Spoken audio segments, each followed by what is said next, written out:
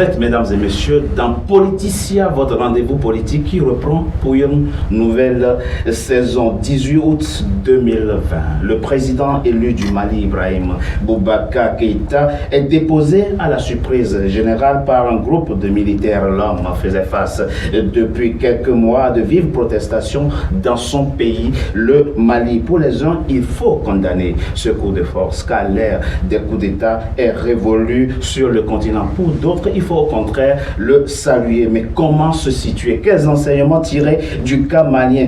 Que veut véritablement et jusqu'où peut aller la CEDEAO, la communauté économique des États de l'Afrique de l'Ouest? Quelle transition, quelle forme de transition pour un retour rapide à l'ordre constitutionnel au Mali? Trois invités avec moi pour en parler. Mamadou Ismaïla Konaté, vous êtes un ancien ministre de la Justice du Mali. Vous êtes un fait connaisseur de la vie politique malienne, mais pas seulement. Vous avez connu de l'intérieur le régime Keïta avant de vous dresser contre ce régime. Et c'est à la fois prudent et soulagé que vous avez accueilli le coup d'État du 18 août.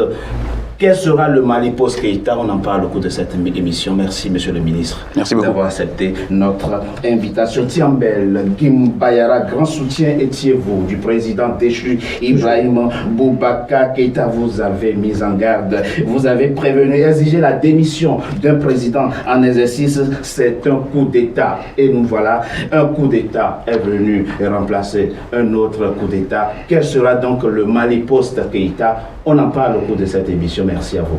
Merci d'avoir accepté notre invitation. Vous répétez que vous soutenez toujours le président démissionnaire Ibrahim Boubacar Keïta. Jean-Claude Félix Chikaya, vous êtes géopolitologue, géostratégiste, sociologue, chercheur. Êtes-vous à l'Institut Prospective et Sécurité en Europe? À la chute du président Ibrahim Boubacar Keïta, vous aviez salué ce que vous appeliez la montée de la géopolitique des peuples souverains. Est-ce l'exercice de la souveraineté populaire quand 4 colonels sortent de nulle part et déposent un président démocratiquement élu? On en parle au cours de cette émission. Merci, M. Chikaya, d'avoir accepté notre invitation. C'est donc sans crépitement d'armes et effusion de sang que quelques militaires ont déposé ce 18 août 2020 le président Ibrahim Boubacar Keïta. Aujourd'hui, à leur tête, un colonel de 37 ans, Assimi Goïta, par un acte dit fondamental publié au journal officiel ce 27 août, la junte militaire a octroyé au colonel Goïta les fonctions du chef de l'État du Mali. Mais avec quelle légitimité et pour combien de temps? C'est un reportage signé Mokhtar Bari, notre correspondant au Mali. Depuis sa réélection, contestée par son challenger Soumaïla Cissé en 2018, le président Ibrahim Boubacar Keïta ne jouissait plus du soutien populaire comme à son arrivée au pouvoir. Plébiscité par un vote historique lors de son premier mandat le 11 août 2013 avec 77% des voix, c'est une foule nombreuse qui a salué son départ du pouvoir un mardi 18 août, à l'instar de tous les autres putschs, d'où la malédiction des mardis. Après 2 mois de contestation alternée par des marches, barrage des voies publiques, c'est finalement par une mutinerie déclenchée dans la ville garnison de Kati que tout commence ce mardi matin à 8 h. Des rumeurs d'arrestation de personnalités, puis la foule qui prend d'assaut la place de l'indépendance pour accélérer la chute d'Ibrahim Boubacar Keïta. Des militaires exultent avec les populations avant de procéder à l'arrestation du président Ibrahim Boubacar Keïta, qui, dans une allocution télévisée, rend le tablier. Si aujourd'hui, il a plu à certains éléments de nos forces armées de conclure que cela devait se terminer par leur intervention, ai-je réellement le choix? M'y soumettre?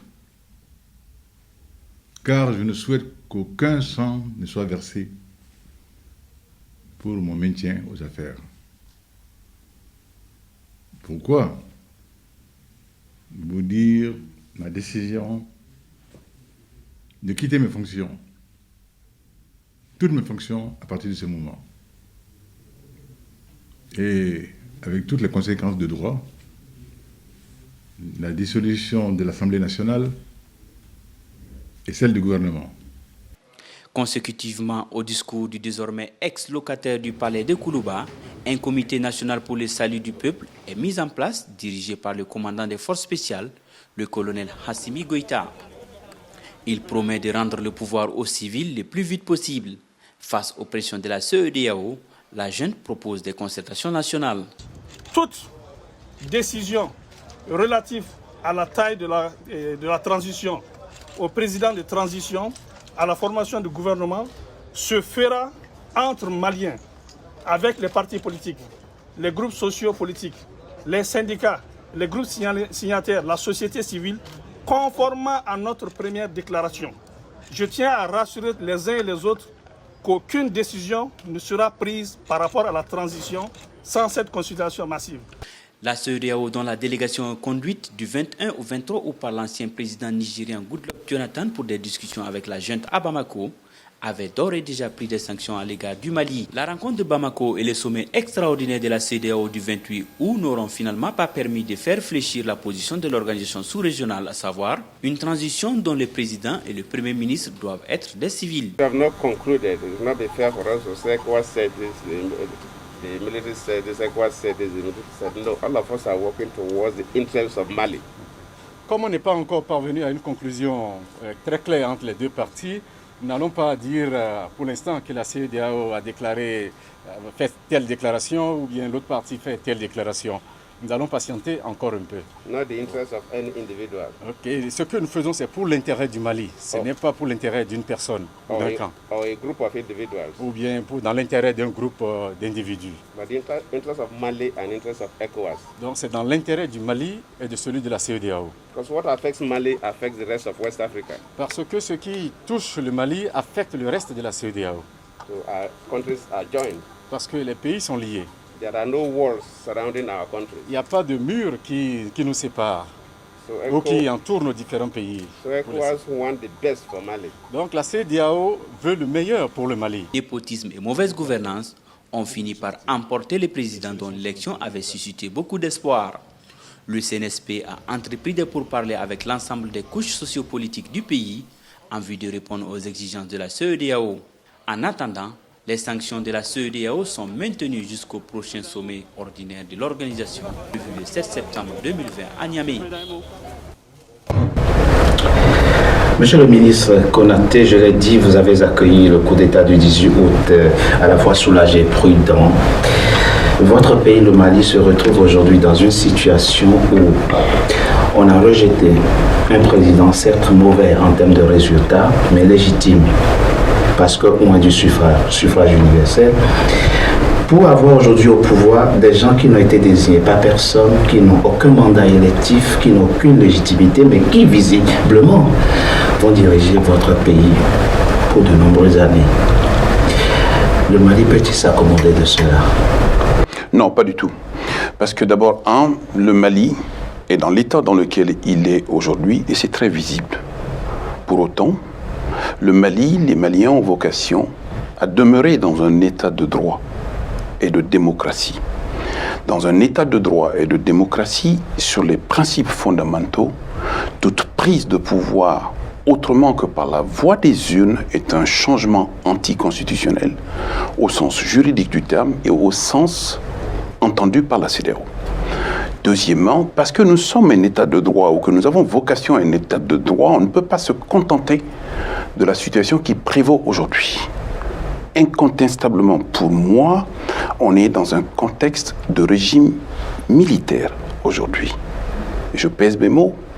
De régime militaire pour la simple et unique raison que le président Ibrahim Boubacar Keïta, dont la légitimité a été contestée depuis fort longtemps, s'est retrouvé en situation de gouvernement sans État, sans peuple, c'était ça, le sans régime rien. Keïta. Mais la fin du régime Keïta, et vous êtes bien rendu compte d'ailleurs que les conditions dans lesquelles le président de la République a été arrêté puis conduit au camp de Kati dénotent de ce qu'aucune institution n'était fonctionnelle, aucun État n'était derrière lui. Mais simplement la perspective dans laquelle nous sommes aujourd'hui est une perspective dans laquelle nous ne devons pas nous contenter pendant très très longtemps. Le régime est militaire pour moi aujourd'hui pour la simple et unique raison que tous les leviers du pouvoir aujourd'hui politique sont entre les mains d'un conseil national militaire. Et aujourd'hui, au-delà des craintes, il est important d'exprimer un certain nombre de schémas qui nous permettent très vite de nous sortir de là. On reviendra effectivement sur les schémas possibles. On reviendra également sur l'analyse pertinente que vous faites des mots qui minent votre pays, le Mali, mais au-delà de ces pays africains.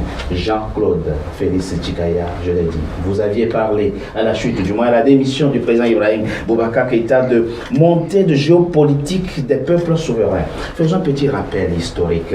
Il y a 30 ans, en 90, juin 90, le président français François Mitterrand à La Baule, au sommet France-Afrique de La Baule, juin 90, faisait son discours et disait « Il vous faut faire la démocratie ». On a dit, c'était quoi la démocratie? La démocratie, c'est quand un chef est élu, quand le président est élu au suffrage universel, ouvert, équitable. La démocratie, c'est quand il y a des institutions de contre-pouvoir. La démocratie, effectivement, c'est quand il y a séparation des pouvoirs. Mais on n'a pas prévu ce qui se passe aujourd'hui. C'est-à-dire, qu'est-ce qui se passe quand le président démocratiquement élu vassalise les institutions de contre-pouvoir? Qu'est-ce qui se passe quand il soumet les autres pouvoirs aux siens? On n'a pas prévu qu'est-ce qui se passe, qu'est-ce qui doit se passer en ce moment-là. Aujourd'hui, en 2020, les militaires prennent le pouvoir à Bamako, au Mali. Et vous saluez la montée de la géopolitique des peuples souverains. C'est cela la souveraineté. Je m'explique et je me réexplique. Allez-y. Antérieurement à ce coup d'État, oui, où certains l'ont nommé de différentes façons, oui, certains parlent de coup de grâce, oui, certains parlent de mouvement populaire massif qui était bien plus puissant qu'un État qui était plus que défaillant, carencé avec tous les mots dont M.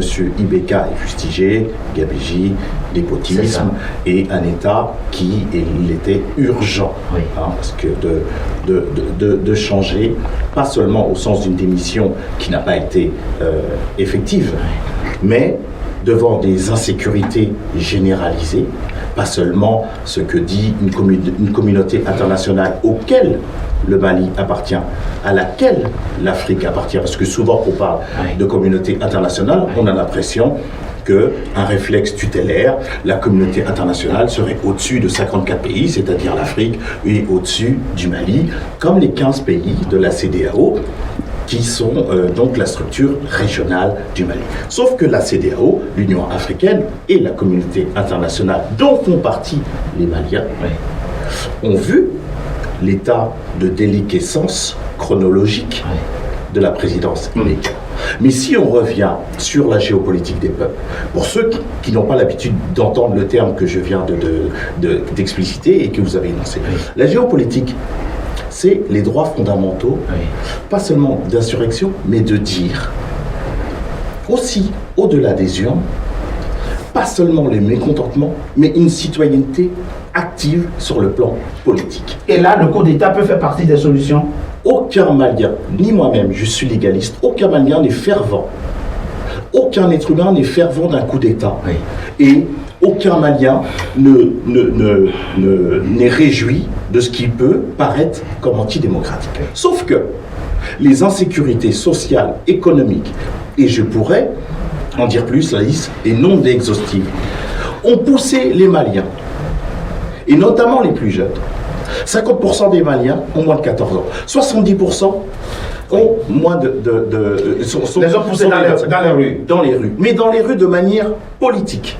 Le temps a été saccadé, jonché, jalonné de manifestations. Avec un mouvement très hétéroclite. On peut le contester. Sauf que ce n'est pas ce mouvement qui a obtenu la démission du président Ibrahim Boubacar. Mais les militaires, comme ils le disent, sont venus parachever ce que le peuple fait. Je ne dirais pas le peuple, je ne sais pas. Pour éviter les militaires. Si les mécontents étaient majoritaires au Mali, j'en sais rien. Les militaires, et notamment ceux-là, font partie du peuple. Ont des parents, des frères et des sœurs, juste 15 secondes, qui font partie du peuple. Ils sont sortis de la caserne. Ils n'ont pas vocation d'ailleurs à rester au pouvoir. On peut parler de régime militaire, régime qui va devenir peut-être bicéphale ou hybride, mais pareil, il y avait aussi des religieux qui ne sortent pas seulement cette année dans l'histoire du Mali, vous le savez, qui eux aussi sont sortis de leur précaré, et que il faut remettre entre guillemets la chose républicaine et politique au sein même du centre du Mali.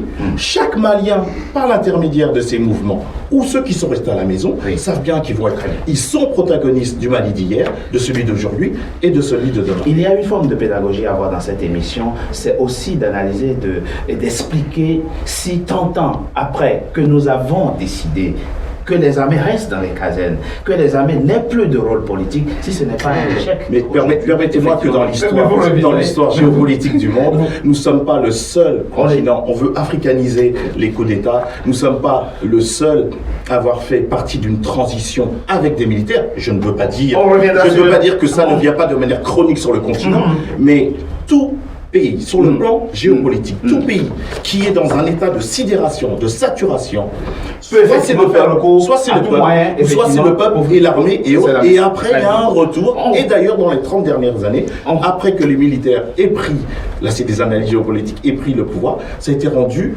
majoritairement de manière plus pacifique. Tiambel Gimbayara, nous avons vu dans l'élément qui est passé, nous avons entendu le président Ibrahim Boubacar Keïta dire « Je démissionne parce que je ne veux pas que du sang coule au Mali. » Vous avez toujours été son soutien. Mais du sang a déjà coulé au Mali.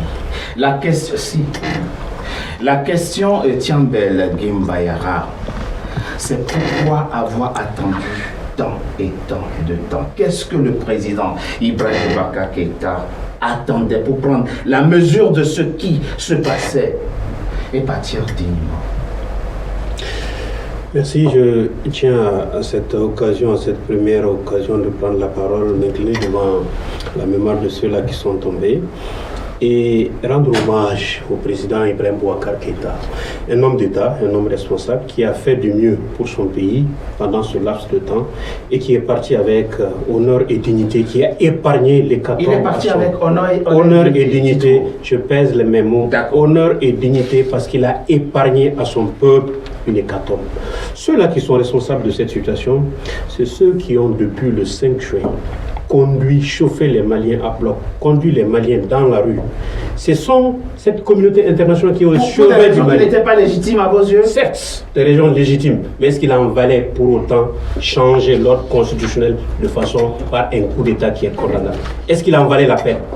Est-ce qu'il fallait pour cela, pour arriver à ça, tout ça pour ça, j'allais dire? Ceux-là sont autant responsables qu'Ibrahim Boubacar Keïta que la communauté internationale qui se trouve au chevet du Mali depuis 2012. Laissons de côté la politique politicienne, parlons avec notre cœur. Le Mali ne mérite pas cela. Le Mali ne mérite pas cela. Mais il y a quelque chose qui ne relève pas de la politique politicienne. Tiambel Gimbayara et le ministre Konaté l'a souligné récemment à l'occasion d'une interview accordée à des confrères de la presse écrite. Monsieur le ministre, vous disiez, et je vous cite, les comportements de l'humain vis-à-vis de la quête de pouvoir et les comportements de cet humain, une fois investis de pouvoir, sont en rupture avec la morale publique, avec la légalité, en rupture avec la régularité. On n'a absolument aucune gêne aujourd'hui à mettre la main dans la caisse du trésor public pour puiser dedans et créer des marchés publics pour multiplier ses gains. C'est l'ensemble de ces comportements qui font qu'aujourd'hui, le citoyen défie l'autorité. Il voit l'autorité dans son attitude flagrante de violation du droit, de violation de la loi et de rupture totale concernant son intervention vis-à-vis de l'intérêt général. C'est tout cela qui fait qu'aujourd'hui, les citoyens ne se retrouvent plus dans les actions qui sont faites en leur nom. C'est ça pour vous, les causes fondamentales des soulèvements aujourd'hui et qui finissent, hélas, parfois par des coups d'État. Entre de manière évidente, c'est ce qui a tué le président Ibrahim Boubacar Keïta. Une incapacité absolue à tenir l'État, un doute en ce qui concerne le comportement des hommes au service de la gestion de l'État et leur rapport avec la morale. Vous savez, la chose publique est sacrée. Ce qui peut permettre aujourd'hui de véritablement coordonner la chose publique, c'est le cadre juridique dans lequel l'administration des affaires publiques, la gestion de l'État s'installe. On est mis en place par le biais de l'élection. C'est ça. Quand originellement l'élection est frauduleuse, il n'y a plus de légitimité dès le départ. Vous avez passé en revue tout à l'heure les images de la réélection du président de la République. Oui. Entre la première fois il a été élu et la deuxième fois, il a perdu environ 700 000 voix. Deuxièmement, la participation des Maliens était encore plus faible que la première fois. Et troisièmement, tout le monde savait, depuis cette période-là, que le président Ibeka, au regard du maigre résultat qui avait été obtenu durant le premier mandat, s'engageait dans un mandat de trop. Le Mali était disloqué, pas seulement le territoire, mais l'unité nationale était compromise. Vous étiez fracturés, les Maliens étaient fracturés. On était fracturés de la tête aux pieds, et ils le savaient. Toutes les initiatives politiques qui ont été prises n'ont jamais pu souder ou ressouder les Maliens, ce qui fait qu'on avait un homme non seulement au départ qui était faible, mais qui était totalement affaibli et qui s'est mis à la tête de l'État dans des conditions qui étaient discutables et discutées du point de vue des Maliens. Donc du coup, en plus, lorsqu'on est en rupture totale et du droit, et de la justice, et de la morale, on ne peut pas s'étonner que même digne, on ait perdu le pouvoir dans les conditions dans lesquelles il a perdu, ce qui n'est glorieux pour personne. Dans ce contexte, il y a un acteur extérieur, il s'appelle la CEDEAO, la communauté économique des États de l'Afrique de l'Ouest. Elle émet aujourd'hui beaucoup d'injonctions. Quel décryptage en faire? On en parle après une courte pause. A tout de suite.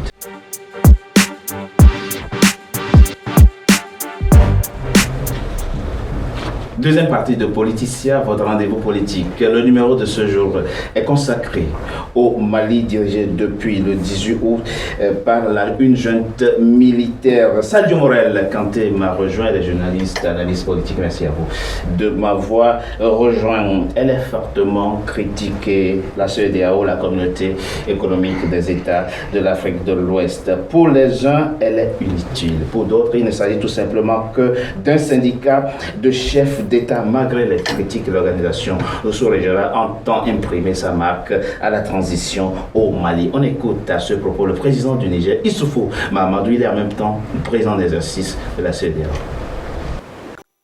Il demande aux responsables du CNSP d'engager une transition civile immédiatement en consultation avec la Cour constitutionnelle, les partis politiques et les organisations de la société civile et tous les autres acteurs qui peuvent contribuer à la mise en place de solutions de sortie de crise.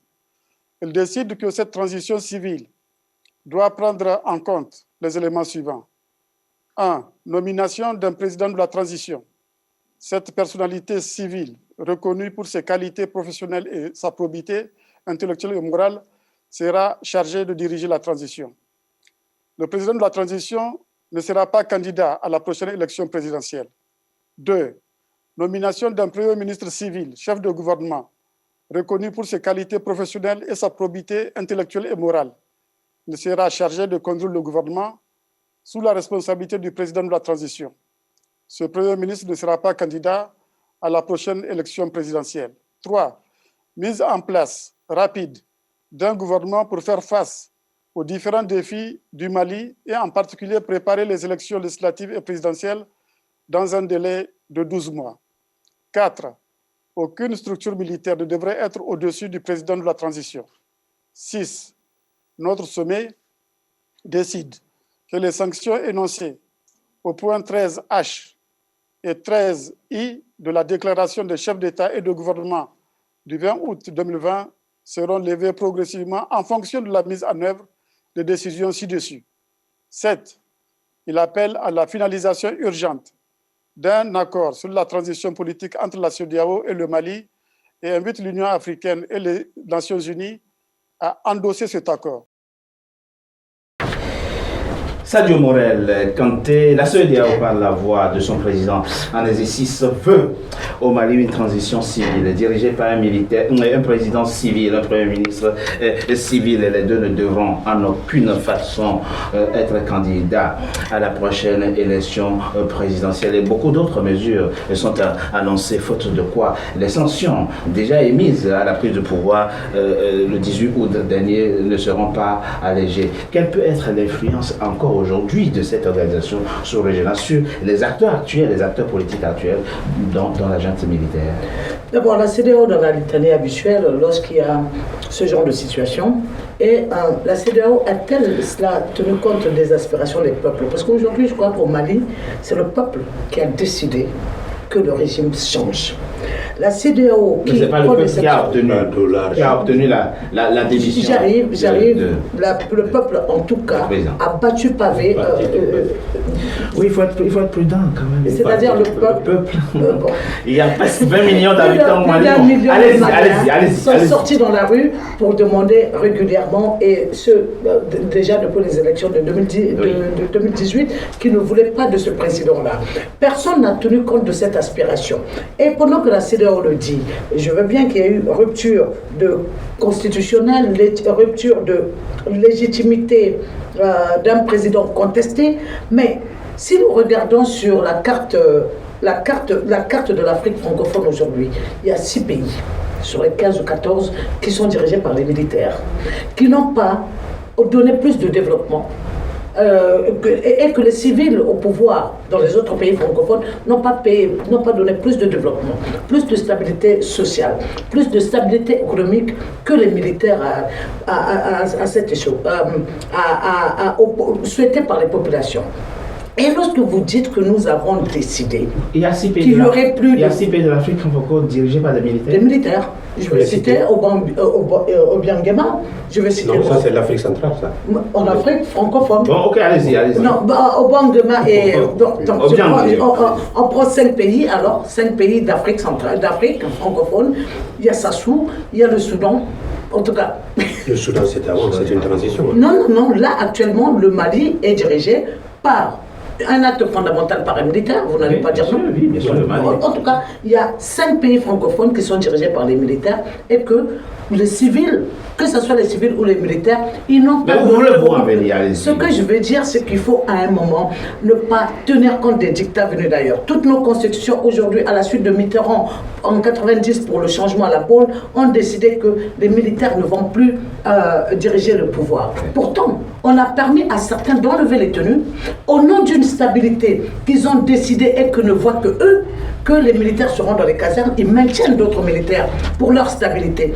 Lesquels les ont voulu? C'est ceux qui veulent la stabilité pour leurs compatriotes dans notre continent, sur notre continent. C'est ceux qui le veulent pour la stabilité de leur économie sur notre continent. Sinon, je ne vois pas la différence entre un pouvoir tenu par un militaire ou un civil, du moment que le contexte social et économique et la stabilité ne sont pas au rendez-vous pour les peuples. Pour vous, aujourd'hui, ces 4 colonels qui dirigent la junte militaire ont la compétence nécessaire pour diriger le Mali. On peut le dire. Je rappelle qu'il y a quelques jours encore, ils ne savaient pas, personne ne les connaissait, ils n'ont peut-être même pas rêvé une fois de leur vie de devenir président de la République. Aujourd'hui, ils sont au devant de la scène. Mais vous pensez qu'ils ont toute la compétence nécessaire pour diriger efficacement le Mali? Ils veulent jouer un rôle politique que le peuple ne veut pas.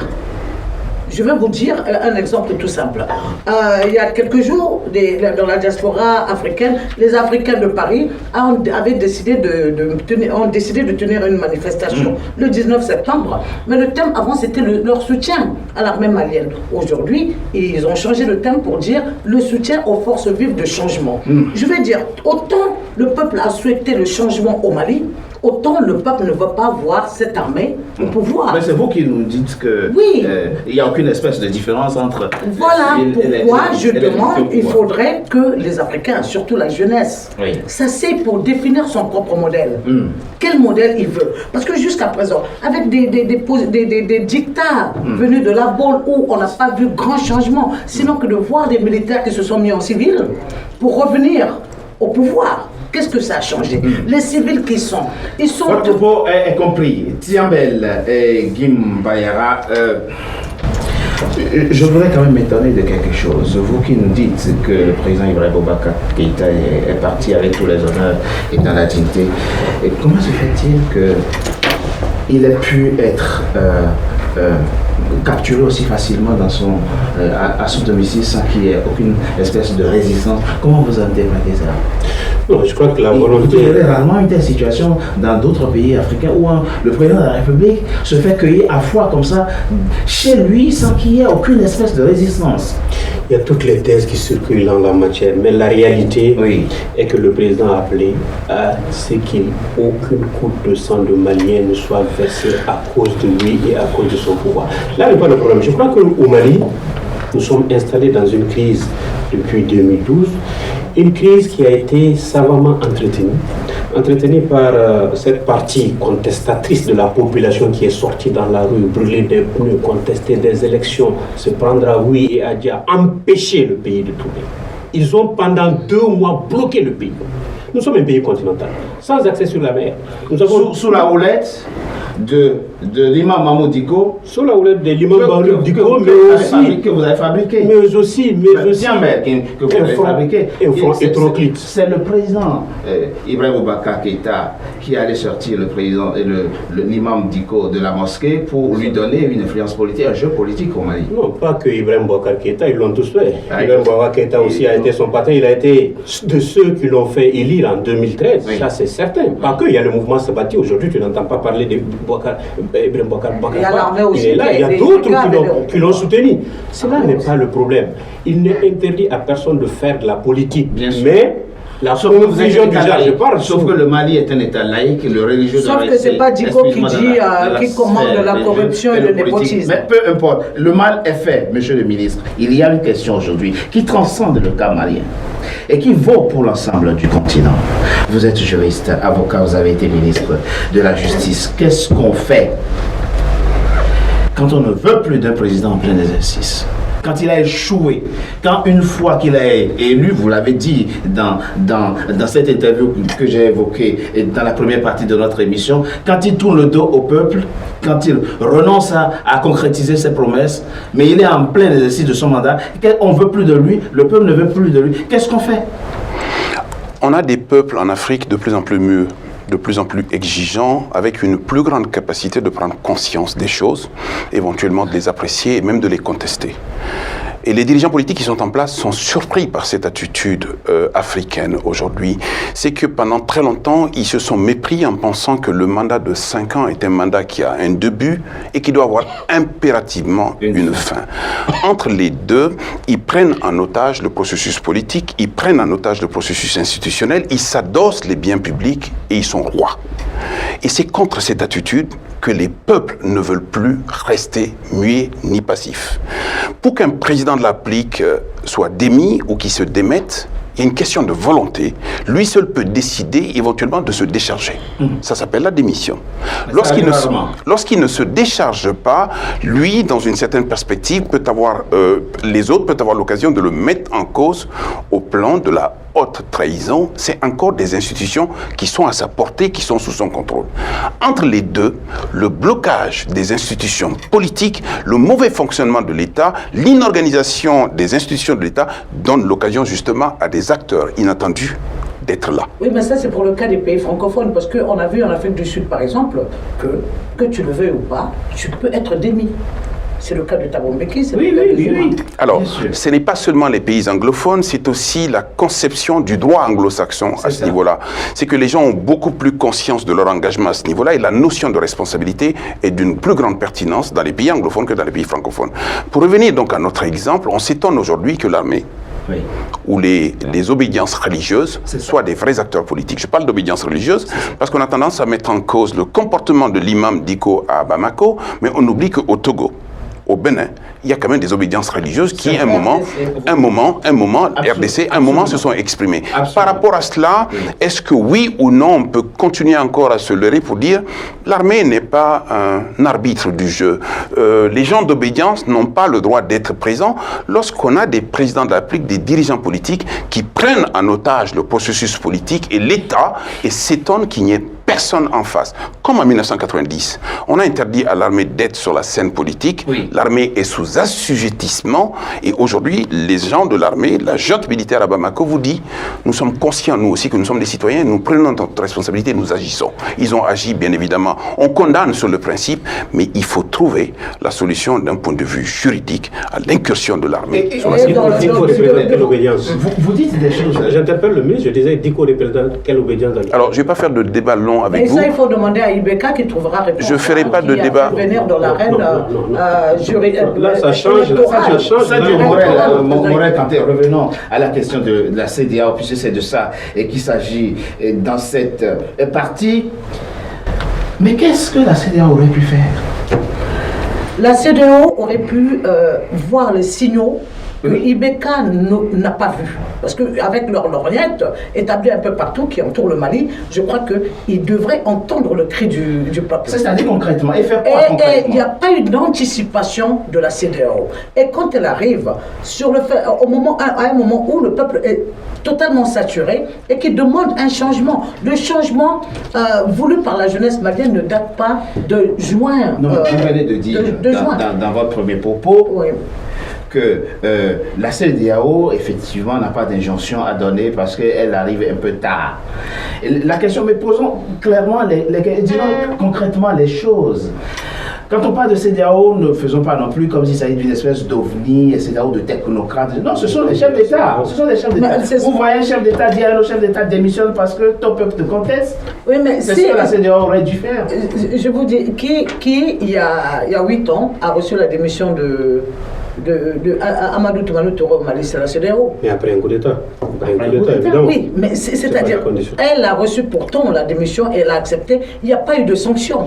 Pourquoi cette fois-ci on veut faire du 2 poids 2 mesures en sanctionnant? Ce ne sont pas deux situations comparables. C'est deux situations de force. Voilà, c'est deux situations où les deux chefs d'État ont été mis en difficulté d'abord par. Donc il y a 2 mois, la CEDEAO aurait dû dire au président Ibrahim Boubacar. Au nom de quoi? Plus de 2 mois. Au nom de quoi arrêter? D'accord, peu importe. Peut-être pas quitte le pouvoir, mais de lui dire voilà, les indicateurs ne sont pas bien, il faut revenir, il faut reprendre les manettes en main. Ils ont sans doute les mêmes problèmes. Voilà. Ils ont les mêmes problèmes et aujourd'hui on est confronté, quand il y a eu les premières sanctions, la dureté avec laquelle, par exemple, Ouattara ou Condé ont pris la chose n'était pas pareille que celle de Macky Sall ou de Mbalo. Non, leur angle de traitement était de restaurer les institutions. De restaurer les institutions. Mais une fois que le président a dit que ce n'est pas possible, qu'il n'en veut pas, pour autant, les sanctions ne sont pas levées.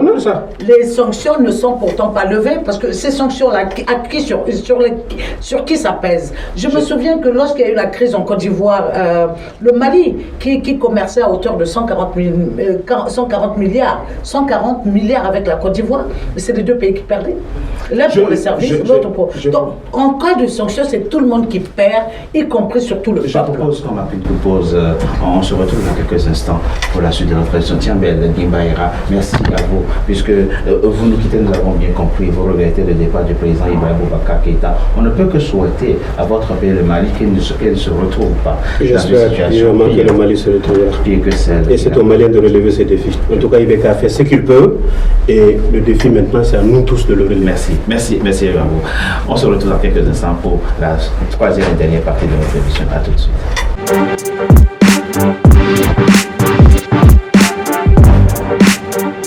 Troisième et dernière partie de Politicia, votre rendez-vous politique. Le numéro de ce jour est consacré au Mali. Jean-Claude Félix Tchikaya, géopolitologue, m'a rejoint pour cette troisième partie consacrée à la forme possible que peut prendre la transition au Mali.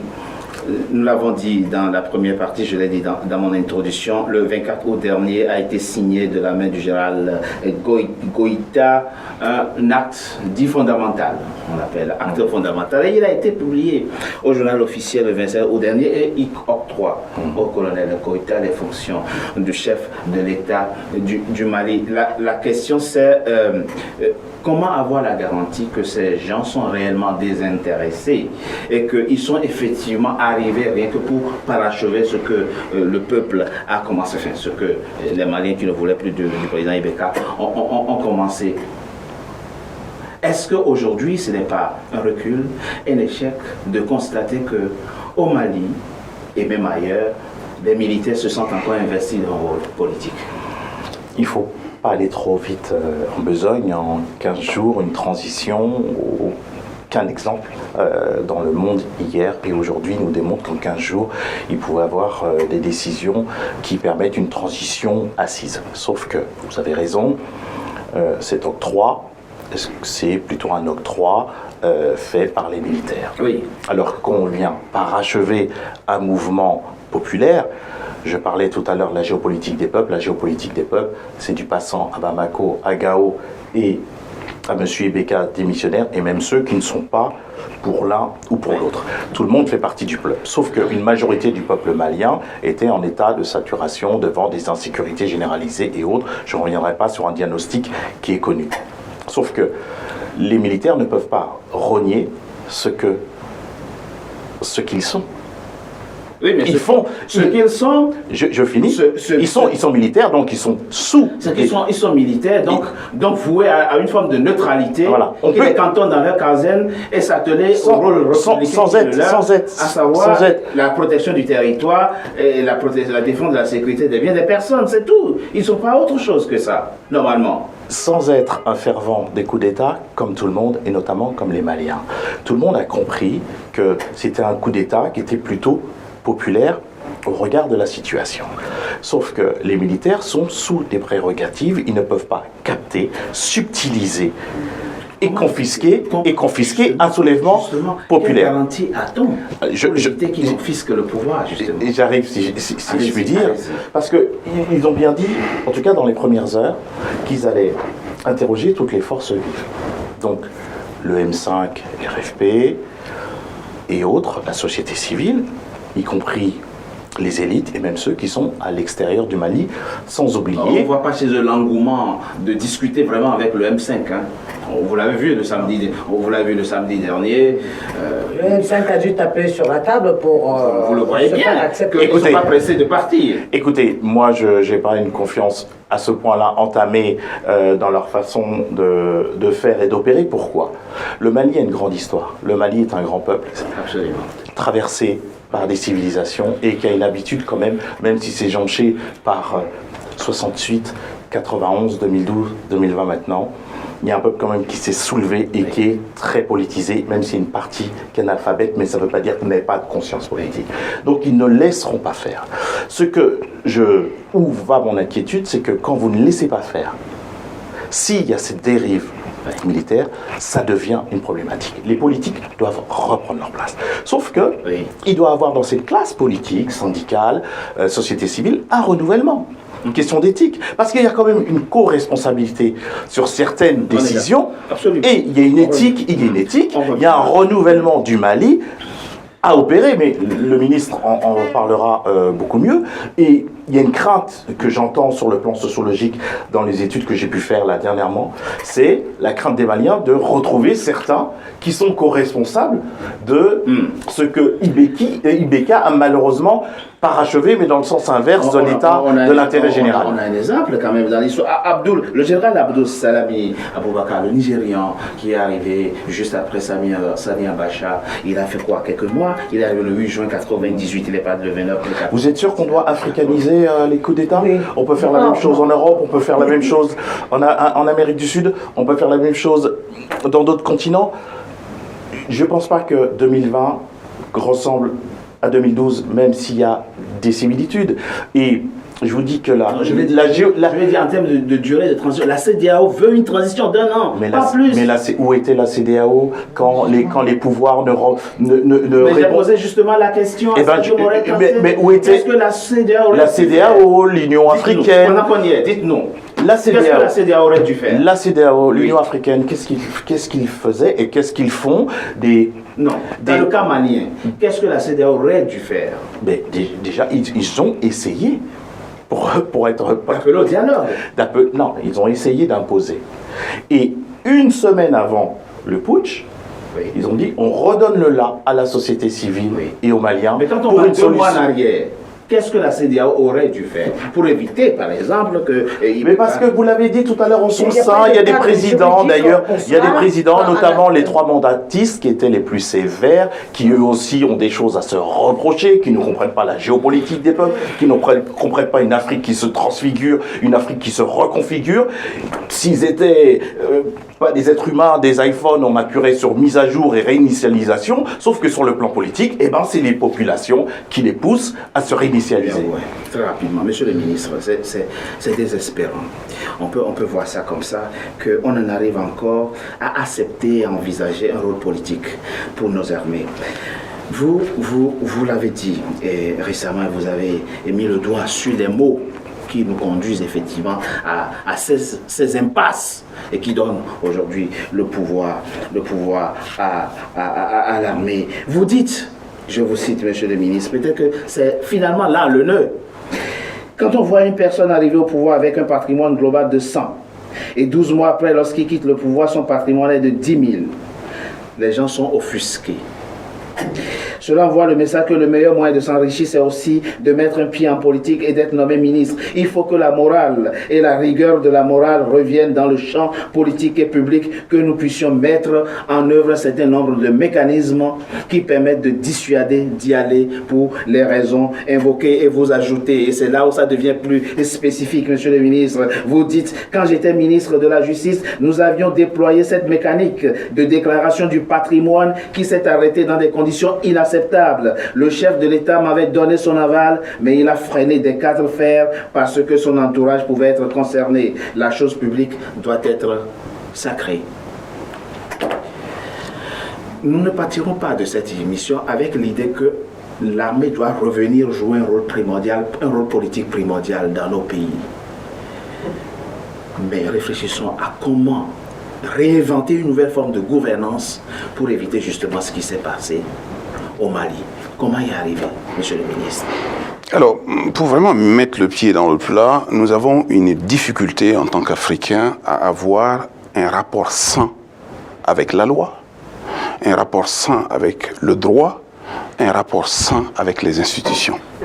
On a toujours tendance à penser que lorsqu'on s'est installé à la tête de l'État, qu'on a créé un pouvoir législatif, un pouvoir exécutif, un pouvoir judiciaire, que ça suffit pour que l'État fonctionne et que les institutions soient dans une parfaite organisation.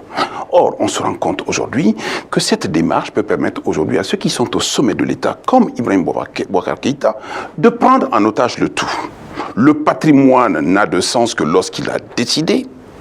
Les pouvoirs ne sont conférés qu'à qui il veut. La loi ne prend la direction du point de vue de la justice que lorsque lui, il aura décidé. Voyez-vous simplement le débat justement sur les élections au Mali. La crise est née, en tout cas a vraiment éclaté à la suite du mauvais comportement de la Cour constitutionnelle, qui est quand même une institution distincte du président de la République, mais qui n'a pas eu d'autre vocation que de prendre l'option fondamentale qui était celle partagée par le président de la République, à savoir récupérer 30 députés qui n'avaient pas été déclarés comme tels par l'administration, et c'était provisoire, et les installer contre le gré des gens. Voyez-vous ce niveau de violation du droit? Lorsque la justice s'est emparée de dossiers qui ont une connotation économique et qui pouvaient être rattachés à l'une ou l'autre des personnalités qui étaient du camp politique, là également on a empêché à la justice de fonctionner. Du point de vue des nominations, on a vu des choses complètement incongrues à ce niveau. Tant que le comportement des hommes est celui-ci, on ne peut pas s'étonner que des acteurs non invités puissent s'introduire dans le débat politique pour prendre la direction des choses, avec le risque éventuellement de s'installer et de ne plus partir de là. Parce que la grosse crainte, vous savez, le Mali déjà a connu des régimes militaires qui se sont mis en place dans des conditions où, au début et initialement, c'était provisoire. Et c'était précaire. Le provisoire et le précaire ont permis aujourd'hui d'installer des cadres juridiques dans des conditions exceptionnelles. L'acte fondamental m'inquiète en ce que, 1, il crée un contexte exceptionnel. C'est ça. 2, si les militaires avaient contesté le fait qu'ils n'avaient pas perpétré de coup d'État, le vrai coup d'État, c'est l'acte fondamental qui donne de pouvoir à personne d'autre qu'au colonel Assimi Goïta, qui a droit de vie et de mort surtout, qui peut anéantir toutes les dispositions légales et réglementaires qui existent aujourd'hui, et qui peut même décider aujourd'hui d'exercer des pouvoirs exceptionnels dans les conditions de l'article 16 et son équivalent en France, par exemple. Il peut anéantir toutes les institutions et y aller. Moi, je veux bien faire confiance, mais ma confiance n'exclut pas le contrôle. Je trouve aujourd'hui que cette démarche d'acte fondamental est une démarche qui vise à asseoir un régime régime militaire d'une part, qui soit mis dans des conditions de solitude, un régime d'exception dont le Mali n'a pas besoin aujourd'hui, parce que des revendications et le lendemain du coup d'État militaire ne nous a pas permis de maintenir, contrairement aux autres pays et dans les conditions précédentes au Mali, des forces de l'ordre et de sécurité dans les rues de Bamako avec des chars militaires qui sont sortis. Sadio Kanté, tout ce que nous disons là signe le chèque de notre profession de foi politique faite en 90. Nous avons voulu gouverner autrement, diriger autrement nos États. Et là, on se retrouve dans une situation, le ministre l'a dit parfaitement et il le dit mieux que quiconque, dans une situation où un pouvoir, le pouvoir exécutif, s'arroge tous les autres pouvoirs, soumet tous les autres pouvoirs, toutes les autres institutions de contre-pouvoir, instrumentalise même la justice. Il a été ministre de la Justice, il a dit, instrumentalise même la justice contre les opposants, à qui on distribue 20 ans de prison régulièrement. La question c'est, comment s'en sort-on sans donner un rôle central aux militaires? Moi, je crois que pour le cas spécifique du Mali, surtout autour de l'acte fondamental, déjà, toute la classe politique devrait se mettre ensemble pour condamner. Pour condamner l'acte fondamental. Là, cet acte fondamental. Oui. Mais par contre, on a vu l'ancien Premier ministre Moussa Mara, qui est resté dans son esprit constitutionnaliste pour ne pas faire partie du mouvement de contestation, dire que l'acte fondamental lui convenait. On ne sait pas sur quoi il se base. Est-ce parce qu'il a une ascendance militaire, qu'il voudrait voir un pouvoir militaire aussi dont il tirera profit? Donc c'est de ce fait des attitudes comme ça qu'il faut. Donc vous attendez une réaction beaucoup plus forte de la part de la CEDEAO. Et de la CEDEAO. Qui semble être plutôt un rempart pour le chef d'État qui accepte facilement que les chefs d'État changent de constitution comme ils le veulent, se maintiennent, et qu'un type comme Sassou puisse rester plus de 40 ans au pouvoir. Ça c'est le Congo, c'est pas vraiment de... Oui, pas membre de la CEDEAO. Mais non, il y a l'Union africaine, ils sont dans la CEDEAO. Vous mélangez tout. C'est-à-dire, pour vous, ils sont tous... mélangés. C'est-à-dire, vous avez raison. Ce que je veux dire, c'est que quand il n'y a pas de rempart suffisamment érigé pour permettre qu'il n'y ait pas ce genre de dérive, l'Afrique reviendra avec le pouvoir des militaires. C'est vrai que, comme le dit monsieur le ministre, on a vu souvent des pouvoirs militaires qui ont apporté la démocratie, mais ce ne sont pas tous les pouvoirs militaires. Ça s'est passé au Nigeria, effectivement. Très rapidement. Jean-Claude Félix Tchikaya, pardon? Non, allons-y. Qu'attendre donc de cette junte militaire comme forme de transition? La CEDEAO dit un an, le gouvernement français, effectivement, ne souhaite pas voir s'éterniser cette junte au pouvoir. On parle de 3 ans de transition. Qu'est-ce qu'il faut espérer de cette junte en termes de durée de la transition? Je veux bien qu'on invite la force des rapports de force géopolitiques. Oui. Et vous invitez, sur le plan géopolitique, M. Mitterrand, mais c'est le président de la France, vous invitez ce qu'a dit Florence Parly, ministre de la Défense en France. Mais là, il s'agit bien d'une affaire pas malio-malienne, parce qu'il y a une géopolitique, il y a une interdépendance malienne, il y a une interdépendance mondiale. Vous voyez le lapsus. Il va falloir que le Mali a rendez-vous avec lui-même. Donc, les données en termes de date, sur la temporalité, c'est bien les réunions qu'ont énoncé et annoncé la junte, où il y aurait une hybridité peut-être bicéphale ou autre, avec une société civile, les syndicats et autres, qui vont permettre de donner une feuille de route. Et je pense que c'est de là qu'aurait dû découler l'acte fondamental. D'accord. Très rapidement, monsieur le ministre, j'ai envie de vous faire sourire et de paraître naïf. Nous avons évoqué la question de moyens juridiques pour contrôler davantage les pouvoirs excessifs. Et si on imaginait une sorte de référendum révocatoire où, après 2 ans, au lieu d'attendre 5 ans, quand sur un mandat de 5 ans, le peuple demande des comptes au bout de 2 ans, et quand il n'est pas satisfait, on va au référendum et on démet le président qu'on a élu pour 5 ans. Mais vous allez sourire, puisque si le président a la main sur l'appareil électif, sur le processus électoral, il sera reconduit. Cette réserve en moins, ce que vous indiquez là est d'une pertinence absolue, c'est le bon sens. Les gens ont tendance à penser que le droit, c'est une connaissance, mais au-delà de la connaissance, c'est d'abord le bon sens. Qu'est-ce qui anime les gens aujourd'hui lorsqu'ils s'installent à la tête de l'État? C'est qu'ils avancent un certain nombre d'engagements pour lesquels ils ont besoin d'être contrôlés. Et deuxièmement, dans le cadre de la mise en œuvre de ces engagements-là, ils ont besoin de rendre compte. Et troisièmement, il faut qu'il y ait un processus justement de consultation permanente qui leur permet sans doute de se faire laisser poser la question de confiance. Quand vous prenez des démocraties occidentales à l'américaine, par exemple, la question de confiance existe. Quand vous prenez par exemple au niveau européen, systématiquement, il y a des élections qui se passent dans des conditions beaucoup plus régulières qu'en Afrique. Il faut que nous aussi, on en arrive à la question de la confiance, de manière à ce qu'on se dise d'abord, plus personne sur cette terre africaine n'arrivera à frauder l'élection, qui doit être un crime absolu. Deuxièmement, nul ne peut éventuellement prétendre aller vers le pouvoir, s'installer et l'exercer dans la durée qui est impartie, si ce n'est avec la confiance du peuple.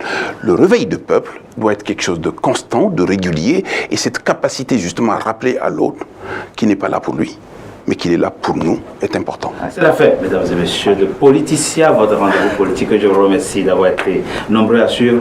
Restez toujours fidèles au programme d'Africa 24. À très bientôt.